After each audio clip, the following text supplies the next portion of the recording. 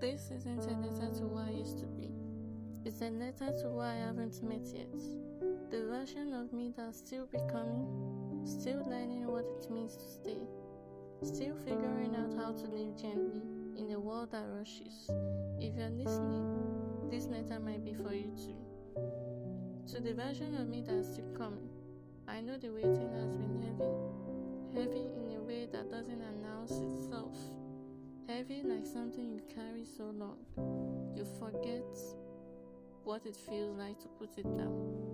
Heavy like hope you keep folding neatly, so it doesn't look like longing. Not dramatic, just constant. The kind of constant that hums in the background of your days. The kind that follows you into quiet rooms. The kind that shows up when things finally go quiet and asks, are we there yet? The kind that doesn't scream. It sighs, waiting to feel settled, waiting to feel certain, waiting to feel like I've finally arrived somewhere, waiting for your life to click into place, waiting for the day your body relaxes without permission, waiting for the moment you stop asking, is this enough? Am I enough? Waiting to stop bracing for what comes next. I want you to know something early. Arriving isn't the point, not the milestone, not the applause, not the version of you that finally makes sense to everyone else, not the day you stopped being questioned. You were never late. You were growing at the speed of truth, and truth takes time. It moves slowly because it's real. Because it doesn't skip steps, because it refuses shortcuts, because it's yours.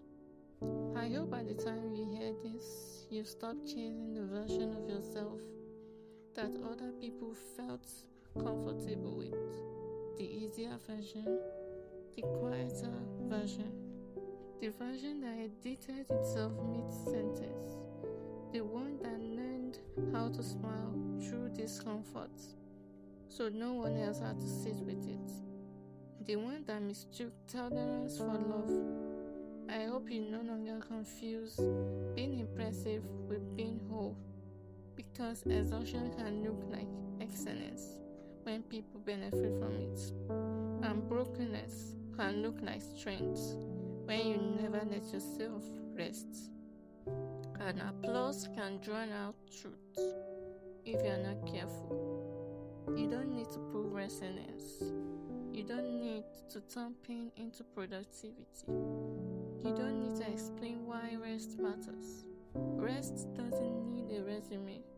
Your limits doesn't need footnotes. Your softness doesn't need permission slips. Your humanity doesn't need a defense. You are allowed to live without translating yourself. You are allowed to be understood slowly or not at all, and still stay, and still take up space. I hope you are kinder to your body than I've been. Kinder in the quiet moments.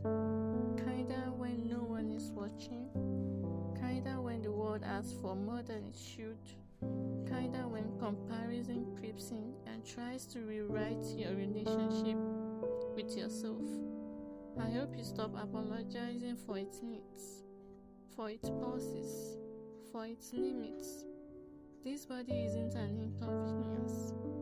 It's not a problem to solve. It's not a delay. It's not a failure of discipline. This body has carried you through things no one clapped for. Things you survived silently, things you endured without witnesses, things that change you in ways language can't explain, things that taught you tenderness before they taught you strength. It deserves partnership, not punishment, not control, not constant correction, not shame disguised as discipline, not survival masquerading as success. Listen to it, believe it, let it lead, even when it moves slower than the world, especially then, especially when slowing down is an act of trust. You don't have to be one version of yourself forever.